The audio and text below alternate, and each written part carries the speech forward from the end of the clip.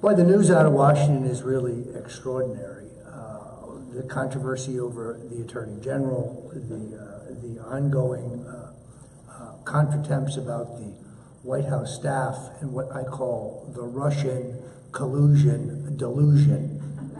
Because to this day, there is not an iota of evidence of any meaningful influence by the Russians on the Trump campaign, nor is there any evidence that any associate of Donald Trump, friend of Donald Trump, supporter of Donald Trump, member of the Trump family, or the president himself colluded with the Russians to affect the outcome of the 2016 election.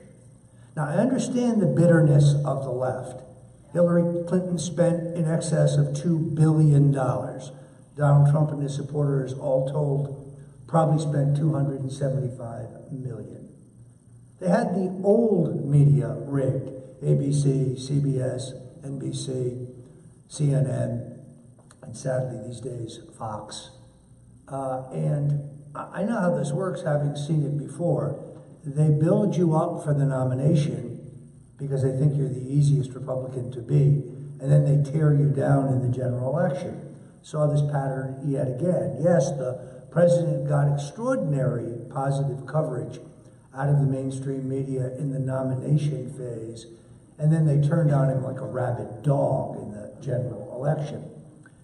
They also had the new media rigged. Why is it that Google would classify a press release from the Hillary Clinton campaign as an update, but classify a press release from the Trump campaign as a promotion? That's the difference between 10 and 16 million opens on their system. So she had it wired. It was rigged. We all know there was no way whatsoever that Donald Trump could beat the Clinton machine, except for the fact that he did. And he, frankly, he outfought them, he outworked them, he outfoxed them in what was, as it turns out, a letter-perfect campaign. You know, in Trump world, there is no Karl Rove. Donald Trump is his own man. He is his own strategist. He is his own speechwriter. He is his own phrase maker. He is, in many ways, his own press secretary. And he's brilliant at it. He speaks the people's English. He talks in a colloquial way that real people talk. No, he's not a polished career politician. He's not a phony. He's not a confection. He's not talking because he's been shown some poll or some focus group or some roundtable. He's not reading a speech written by some 25-year-old who works for him. He speaks from the heart. He speaks from the gut. He speaks from his instinct. And I think it makes the American people realize that he's genuine, that he's real. I think that they were fed up with the career politicians who, as the president said, promise you everything, deliver nothing. Lots of talk, no action. On the other hand, I think that even the president is surprised at the bitterness and the hatred and the resistance of the losers. I mean, immediately after the election, he met with Al Gore. He met with the Reverend Al Sharpton. He tried to do what presidents are supposed to do, pull us together and have unity in the country. He didn't really realize that the olive branch he was extended would be slapped from his hand. And we invented, and I give John Podesta credit for this, we invented the false narrative of Russian collusion. Now, historically, the Russians have tried to interfere in our elections. I think specifically of John McCain's campaign. The FBI told John McCain twice not to meet with Oleg, I'm blanking on his name, but with a billionaire tycoon who was essentially a money man for Deripaska, Oleg Deripaska, who was a money man and essentially a financier of Vladimir Putin. But he met with him anyway. So we have seen a history in our past, but in this particular case, the Democrats needed an excuse for losing an election they should not, on paper, have lost. And it was a brilliant distraction. In other words, there was a candidate in bed with the Russians.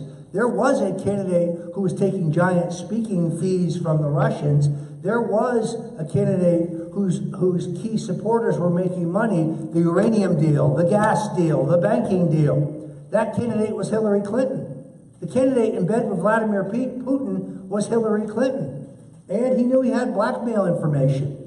The stock that he paid, that the Russian bank paid to John Podesta, which Podesta did not report as required by law, that's blackmail material. And since Hillary was a sure thing, the idea that the Russians were for Donald Trump is nonsensical. But now, the Russian collusion delusion has a secondary purpose. It's very simple. The deep state is kind of roughly defined as the military-industrial complex, as Dwight Eisenhower called it. It's the people in our intelligence agencies, in our Defense Department, in the defense contractors who are burrowed into government and who have been, over the last 40 years, pro-war neocons. They were promised an expansion of the war in Syria by Hillary Clinton. Donald Trump is not for war over Syria. He's for détente. He has no illusions about the evil of the Russian system. He has no delusions about Putin being a killer. He knows these things. But he favors peace over war. He favors hard-headed negotiations over thermonuclear destruction.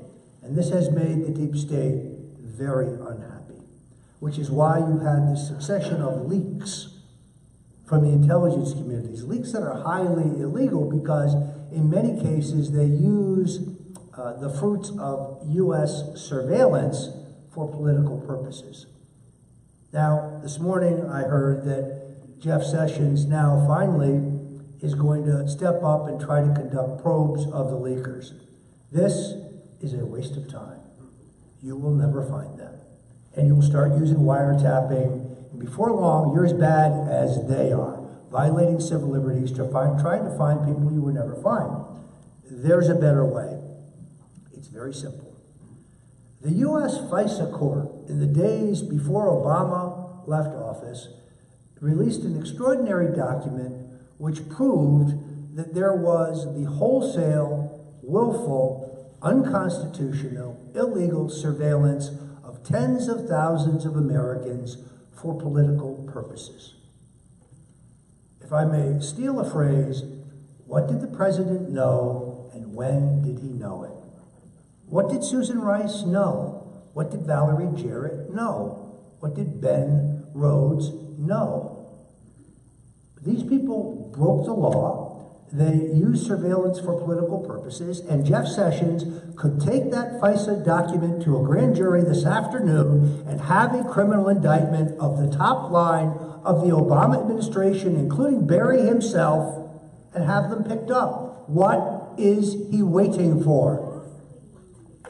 Now, thank you. This is not some wild conspiracy theory by Roger Stone or Alex Jones or my colleagues at InfoWars. This is a declaration by the U.S. FISA court that would stand up in any U.S. court of law. And then you have the Clinton Foundation. The Clinton Foundation is not a charity. It was a slush fund for grifters. It was a vehicle for the facilitation of multi-million-dollar bribes. Why did the Clinton Foundation pay $6 million for Chelsea's wedding? Does that sound like a charitable use to you? So we have a pattern of selling governmental decisions for giant contributions or direct payoffs to the Clintons disguised as speaking fees. Jeff Sessions was a state attorney general. I believe he was a U.S. attorney. Why are the Clintons still walking the streets?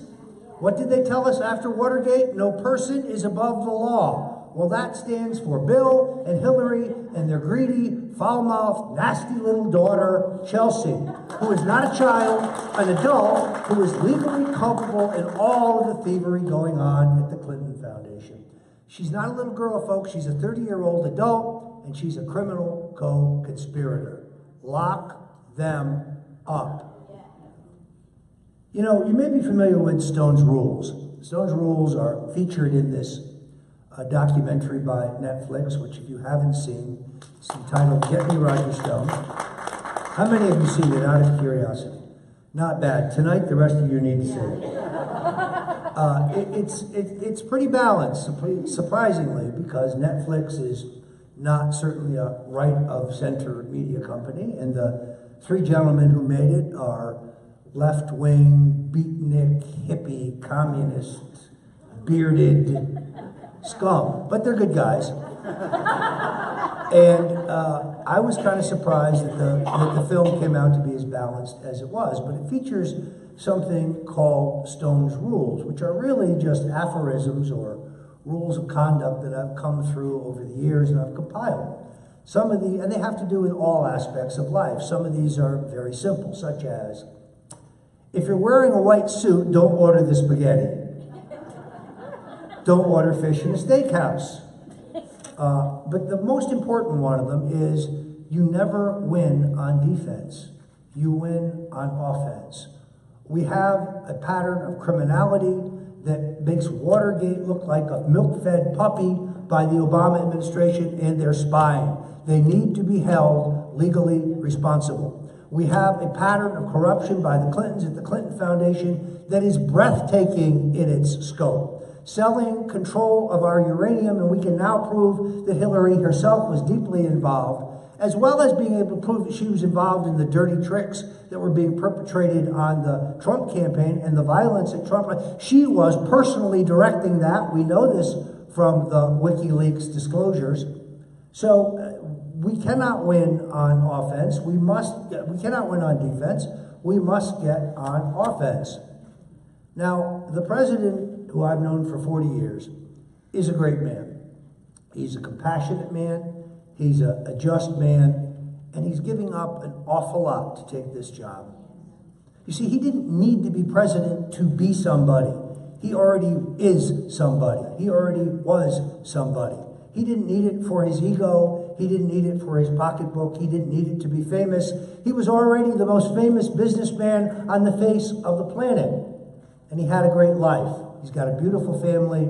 He loves spending time with his grandchildren. He's an avid golfer. He's got an extraordinary apartment in Manhattan with a view of the skyline that is breathtaking.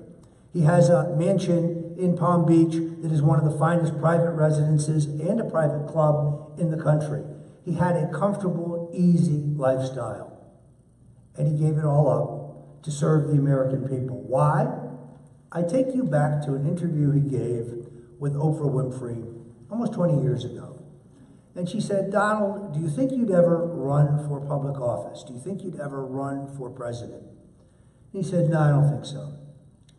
Unless things get so bad that I have no choice. And that's where we are today. Because, I hate to say this, a two-party duopoly, the elites of the Republican and Democratic Party working together, I don't want to mention any names, John McCain, have given us endless war, erosion of our civil liberties, massive debt and spending and borrowing, an immigration system that is broken and leaves our streets and neighborhoods unsafe, trade policies that have literally, as Ross Perot once said, sucked the jobs out of America, and they're on their way to making us a third world country. And Donald Trump stands to reverse all of that, to stand against the two-party duopoly and the political elites who have driven this country into the ground. Now, I have said that the great danger to the Trump agenda is not liberal Democrats, it's establishment Republicans. And I have to say a few words about my friend Senator McCain. Now, he's ill, and we wish him Godspeed on his recovery. I wish him a long and healthy life, and I hope that his situation will improve, and we wish him the very best. But because someone is ill does not mean they are immune from public criticism of their record. His involvement with GPS fusion and this phony dossier that accuses our president of sexual improprieties in Russia, which is a total, complete fraud, is treasonous. This was an assault on the President of the United States. And I think he has questions to ask. Only a month ago, 2 months ago, he was saying the Russian interference in our elections is worse than Watergate. No, it isn't, Senator. There was no Russian interference in our elections. And if there is, prove it. Show us the evidence. Then he said Barack Obama was a better president than Donald Trump. No, he isn't. That's wrong, Senator. Why were you meeting with Oleg Deripaska, the actual billionaire who got caught up with my friend Paul Manafort as a former client and whose name splashed in the news? Why, John McCain was meeting with him when he ran for president. Why wasn't that Russian collusion?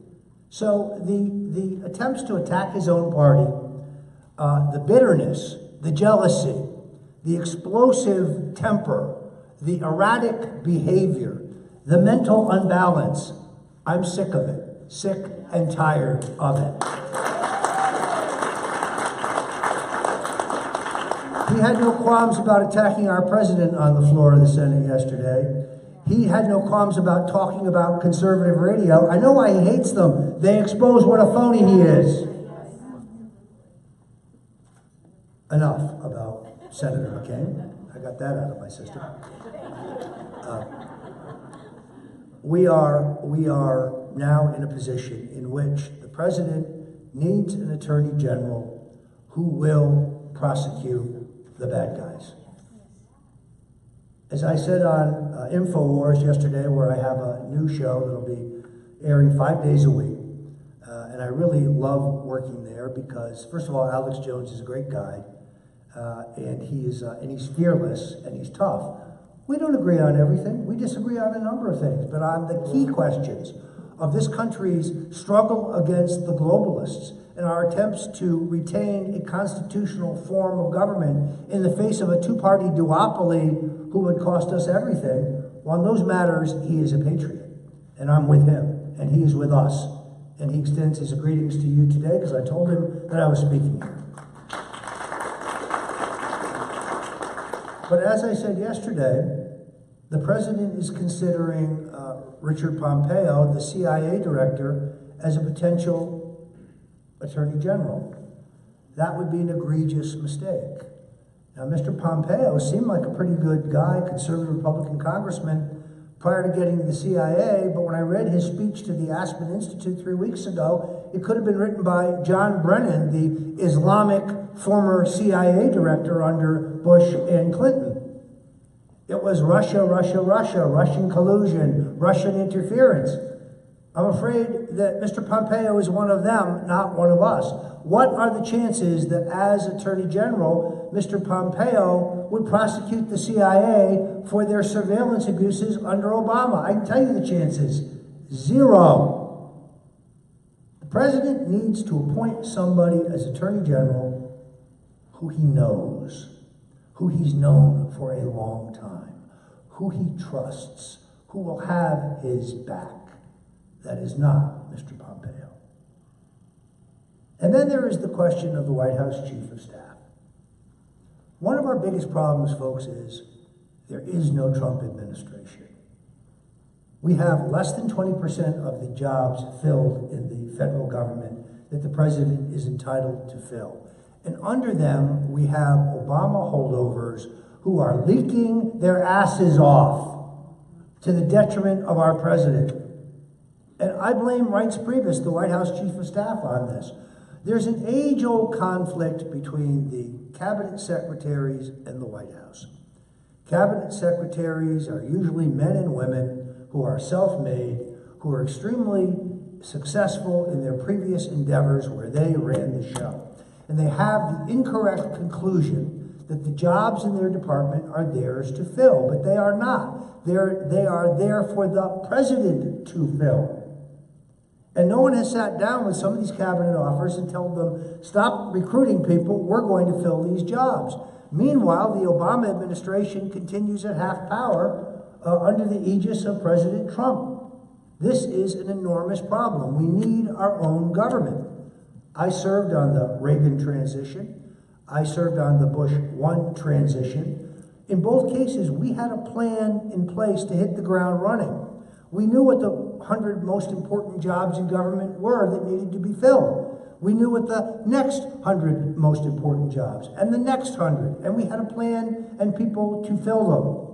The Bush administration did this in record time. The Reagan administration did it in extraordinarily fast time. Meanwhile, more than 6 months into the Trump administration, we still have a dearth of Obama appointees. I think it's because the chief of staff will not sit with each cabinet member and say, these are not your jobs, these are the president's jobs, and here's the list of people you will fill them with. This needs to happen. And a criteria for working in the Trump White House seems to not have been loyalty to the president and his agenda, but loyalty to the Republican National Committee. Establishment Republicans, weak sisters, sunshine soldiers. They never want to fight. They just want to go to cocktail parties. The president deserves an administration that is supportive of his agenda. He needs men and women like Anthony Scaramucci who are loyal to the president, not the Republican National Committee. My friend Anthony Scaramucci is a breath of fresh air, a guy who will actually stand up for Donald Trump, a guy who is not afraid to can people who get caught leaking. This is what we have needed. This is the kind of person the president can rely on. People who are loyal, not people who are there to fill their resume. Now, I've worked for 3 American presidents. I've worked in 10 Republican and 1 Libertarian presidential campaign. Sorry, folks, when you nominated Mitt Romney, that was it for me. The guy's about as phony. Anyway, when you say you're severely conservative, that means you're not conservative at all, because no conservative would describe himself as severely conservative. Just like his father, George Romney, helped bring down Barry Goldwater, Mitt Romney wanted to help bring down Donald Trump. The idea is him Secretary of State, that made me want to vomit. Thank God the president didn't do that. Thank God in his inimitable way, I think he was just toying with it. Just to remind you, Romney said that Donald Trump was a con man, a fraud, a crook.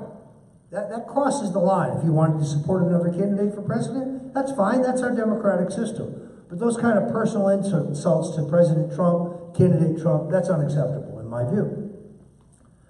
I do know that we have, under Donald Trump, our last best chance to save this country.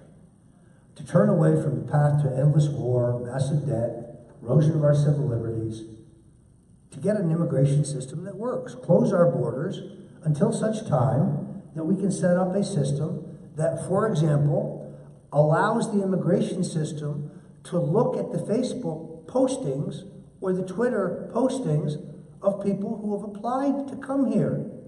If someone is saying on their Facebook feed, Ali Akbar, kill all the Jews, I don't want them in the United States. But today, it would be illegal to even look at those postings for an applicant. This defies common sense. And that's really the theme.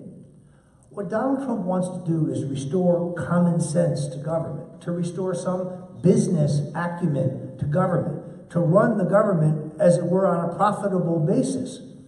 And those are the skills that he brings, plus an enormous amount of courage. This guy is bold, and he's courageous, and he's fearless, and he's not afraid to take on the two-party duopoly. And I think he's learning the hard way who his friends are and are not. And he deserves our unqualified support as he tries to restore this country. So I have enjoyed being with you today. I look forward to talking with you individually. Happy to sign your books, but give the president every benefit of the doubt. He's a good man. He's trying to do the right thing. And he has been met with an opposition from the mainstream media like nothing I have seen since 1964. The distortions, the lies. CNN is not, that's not journalism. That's not a news organization. That's a propaganda front. Jake Tapper, you're not a journalist. You're a phony. We see right through you.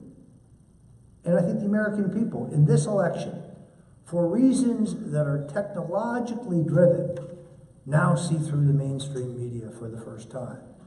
You see, when I was growing up, and when most of the folks in the room here were growing up, there were only 3 networks, ABC, NBC, and CBS. If it didn't happen there, it didn't happen. But now, with majority of Americans getting their political news not from the television set in the living room or the kitchen, but from their handheld device or their iPad or their personal computer, it means you have to go through the internet to watch television.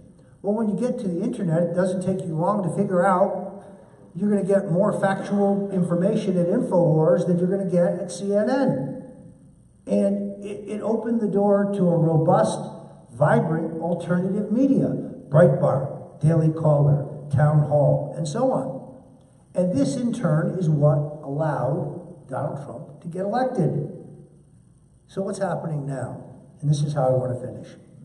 The tech giants, Amazon, Google, Facebook, Twitter, they're trying to put the toothpaste back in the tube. They're trying to limit our reach and your reach on social media. Why? Several different ways. One, they just declare you fake news and they bump you to the end of the feed. They use a dozen other computer tricks to manipulate the algorithms to limit our reach. It's an attempt to go back to the old days when the mainstream media had an absolute monopoly on the dissemination of political information. We cannot allow this to happen, folks. We have to fight for a truly fair, neutral internet. Now, this gets somewhat confusing because the left, in their efforts to censor us, have stolen our rhetoric. They would have you believe that their campaign of censorship is designed to ensure net neutrality in a level playing field. It is exactly the opposite. What they're for is censorship.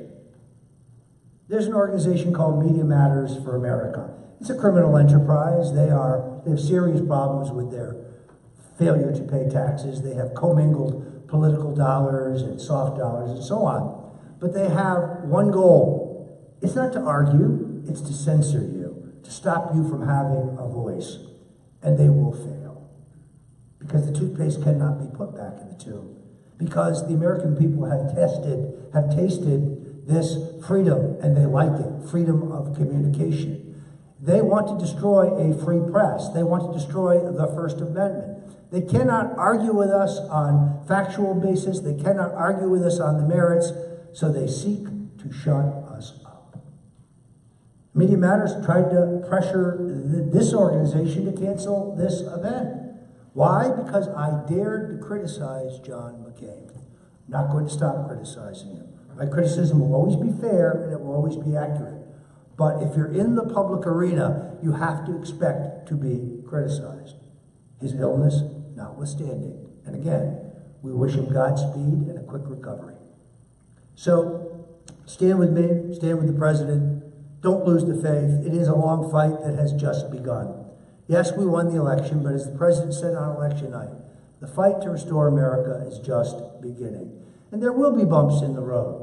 But we got a conservative Supreme Court justice. The courts have upheld the travel ban.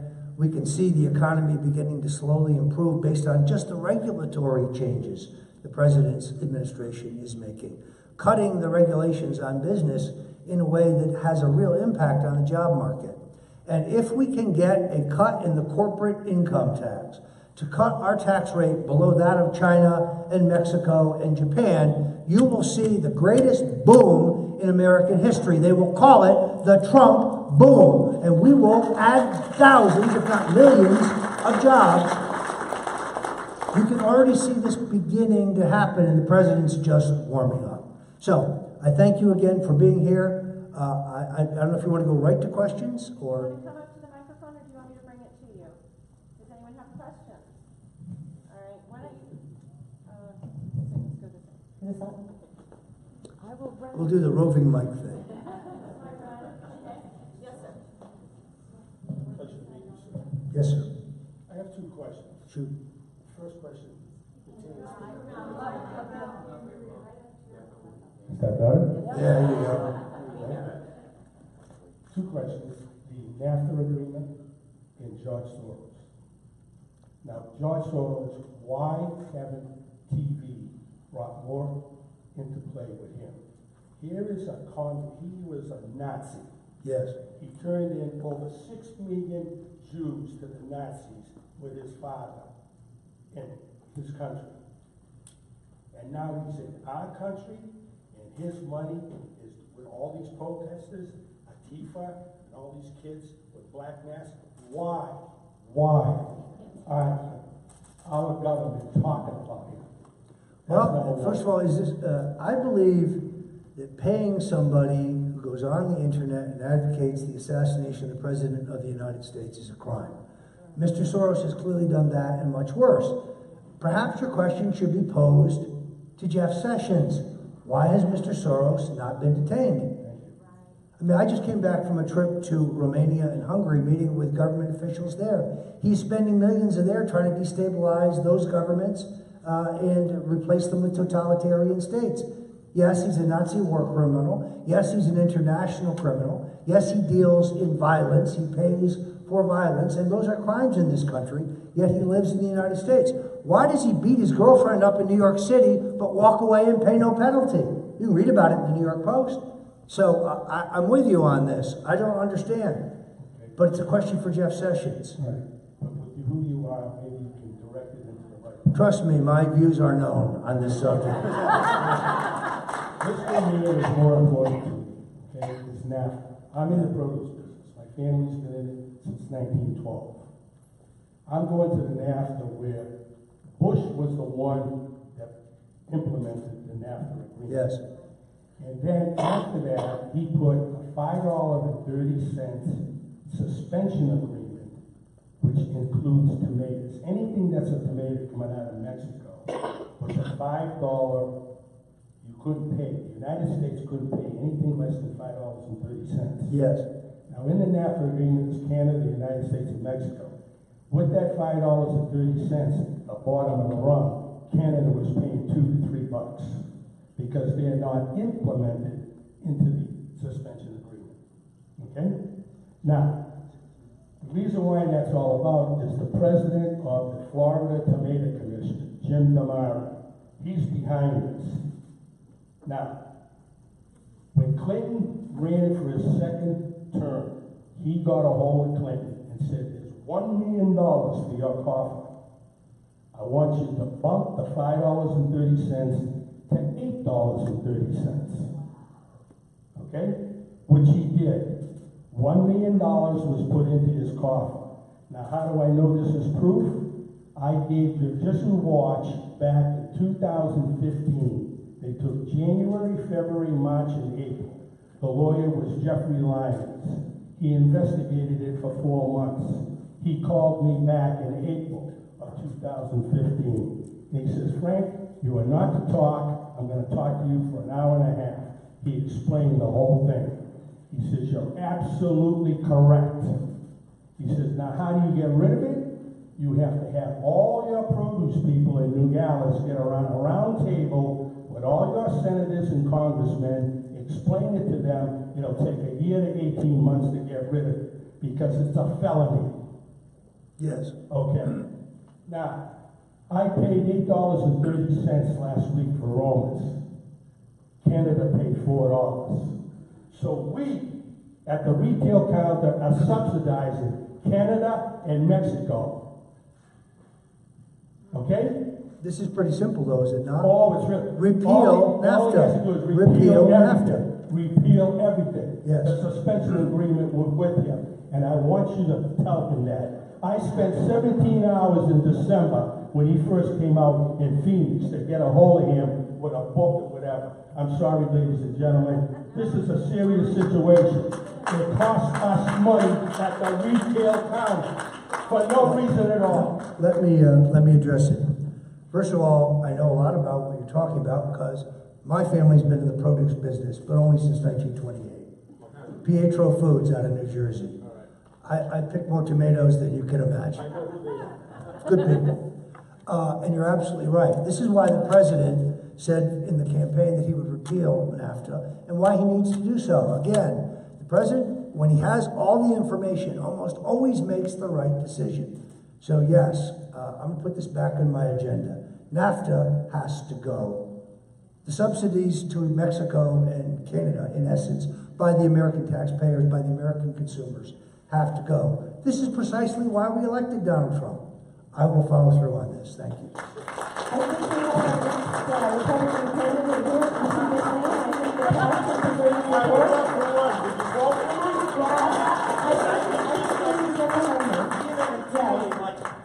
Whatever, I stand up for my rights. I see that. Thank you, sir. Yes. Who should we watch out for on Fox News? Say it again, please. I'm sorry. Who should we watch out for on Fox? Well, look, my favorite is Judge Andrew Napolitano. I mean, he's one of my closest friends, and I love the guy. I just love the guy. He makes the law and the Constitution understandable. He's a great favorite of the president as well. Judge Jeanine Pirro, another person I've known for, 30 years. A great woman, would have been a great FBI director, in my opinion. Would be a great attorney general today, if somebody's listening. Of course, Sean Hannity, who has been great in terms of his support of the president. But make no mistake about what's happening internally at Fox. The Murdoch brothers are fighting. I always get this backwards, but James, I believe it is the more conservative of the two. And he realizes that Fox is a money machine and you don't fix what isn't broken. The other brother, Lachlan, I believe, would like Fox to become more like the Sky Channel in Britain, kind of ideologically neutral, so that Fox would no longer provide the conservative balance that we need. I frankly am concerned that my friends at Fox, like Tucker Carlson, who I think is great, Judge Napolitano, Judge Jeanine, Sean Hannity, I'm afraid their days are numbered. I don't know how long they will be there, depending on how this corporate struggle plays out. I know Rupert Murdoch, I've represented him. He is profit-oriented. He's not a conservative so much as he is a capitalist. And Fox is one of the great business success stories of all time. And I think if they change their formula, what they will continue to do is drive viewers to InfoWars. That's what they've been doing.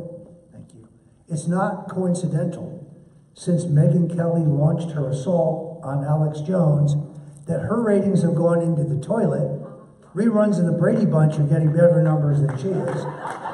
And Alex Jones's ratings have taken off as never before. On any given day, he could be reaching 12, 13, 16, 18 million people. That's extraordinary for net-based television.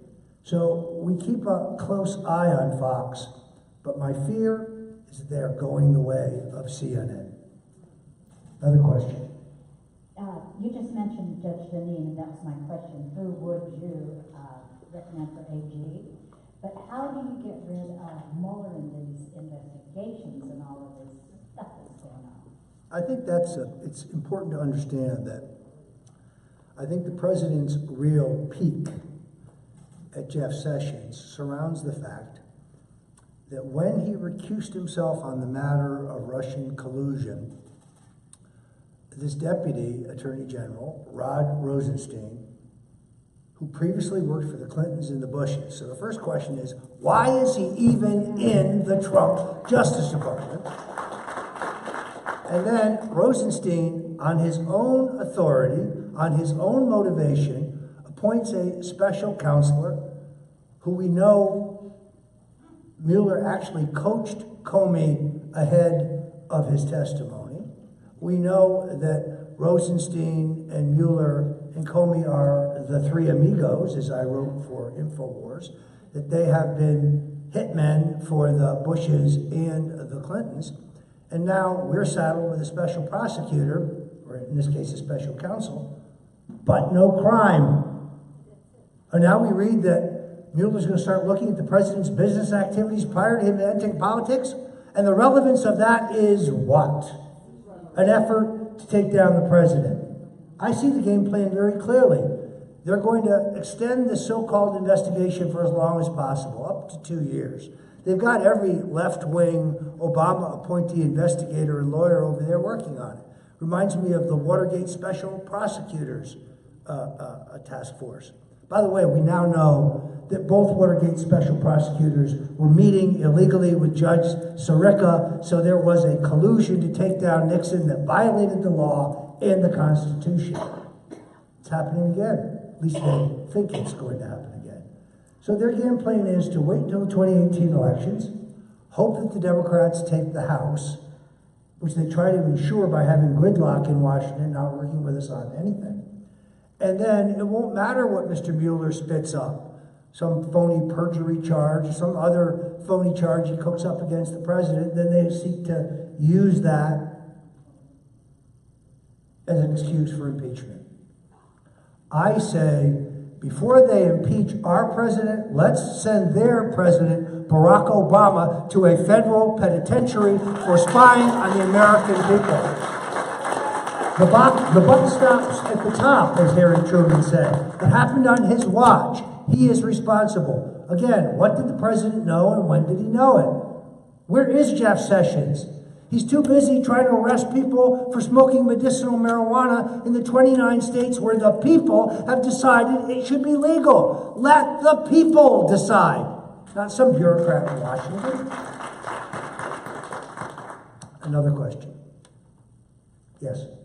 What can you tell us about some so-called conservative groups that are disguised as, well, Koch brothers, for instance, Americans for Prosperity, Yes. the Libre Initiative? All of those organizations, I have started looking into them, and the things that they stand for is like, wait a minute, what is going on here? Yeah, it's very disappointing. I'll say this. The Koch brothers have spent more money and accomplished less than anybody in American politics. I mean, what they generally do is lose, but they like our current immigration system. They like the cheap labor it brings. They're not conservatives. At least they're not fundraising among us. At least they're wasting their own money, and they've wasted most of what they've spent. That's the sad truth. Yes, sir. We'll take you and then you. Do you have any information on the editorial writer Joseph Raga, who died 3 days at 34 years old after he wrote the scathing editorial last Wednesday? I saw the stories. A number of other reporters sent them to me. I've been on the road and I haven't had a time to look at it. So I have no further information on what may have been the cause. But the number of dead bodies that follow the Clintons around defies the mathematical odds. Now, when you say that, they say, oh, you're a conspiracy theorist. No, folks, I'm a conspiracy realist. Yes, sir. We live in Green Valley, Arizona. What action steps do you recommend for us to do? Well, if you have a Facebook feed, if you have a Twitter feed, if you're on Instagram, you're an army of one. You see a story at InfoWars that's compelling, that you think's important, repost it. Put it on your Facebook page. Put it on your Twitter page. Send it out to your friends and urge them to do the same thing. This is all now about mass-based communications. The young people who work for me, I tell them, here, post this. Don't post it once, post it 100 times, in 100 formats, in 100 chat rooms. That's how you get the word out. That's how we defeat their efforts to censor and limit us on the net. It may be the single most important thing you can do, and you can do it from the comfort of your home. Use your computer. Use your access to social media to get the word out. Go through the Breitbarts, the Daily Callers, InfoWars. Find the very best stories that tell the truth and get them out there to your friends and your relatives and others, and urge them to send them to others. This kind of mass-based communications is how we won the election, and it's how we will win the next elections. Yes? I'm not at all convinced that the DNC was hacked. I don't believe they were hacked. Since you were talking about conspiracy theories, what is your opinion of the Seth Rich murder? Well, first of all, I agree with you. I'm not sure whether the DNC was hacked, but I don't think it was hacked by the Russians. Absolutely. And it may not have been hacked at all. As you know, a very prominent British diplomat has come forward and said that Seth Rich passed off printouts and hard drives of documents to him that he passed on to WikiLeaks. So at least not all of the material was hacked. But the fact that the Democratic National Committee would never let the FBI examine the servers, and that they hired this phony company CrowdStrike to create the myth that they had been hacked by the Russians to have a sympathetic narrative,